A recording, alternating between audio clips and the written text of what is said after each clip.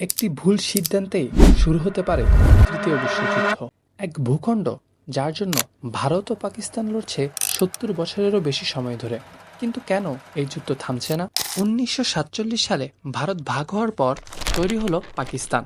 আর হিমালয়ের কোলে কাশ্মীর ছিল মুসলিম সংখ্যাগরিষ্ঠ, কিন্তু এর শাসক ছিলেন হিন্দু মহারাজা হরি সিং। তিনি কাশ্মীরকে স্বাধীন রাখতে চেয়েছিলেন, কিন্তু পাকিস্তান সমর্থিত বিদ্রোহ শুরু হলে তিনি ভারতের সাহায্য চান এবং কাশ্মীর ভারতের সঙ্গে যুক্ত হয়। এই সিদ্ধান্তের পরেই শুরু হয় প্রথম ভারত পাকিস্তান যুদ্ধ ১৯৪৭ সালে। সেই থেকেই শুরু ১৯৬৫, ১৯৭১ আর ১৯৯৯ একের পর এক যুদ্ধ। কার্গিল যুদ্ধ ছিল সবচেয়ে আলোচিত। পাকিস্তানি সেনারা ছদ্মবেশে ঢুকে পড়েছিল ভারতীয় ভূখণ্ডে। আজকের কাশ্মীর শুধু জমি নয়, এটি হয়ে উঠেছে রাজনৈতিক দ্বন্দ্ব, বিদ্রোহ ও আন্তর্জাতিক কূটনীতির কেন্দ্রবিন্দু। আর ভয়ঙ্কর বাস্তবতা হলো, এই দুই দেশের কাছে আছে পরমাণু অস্ত্র।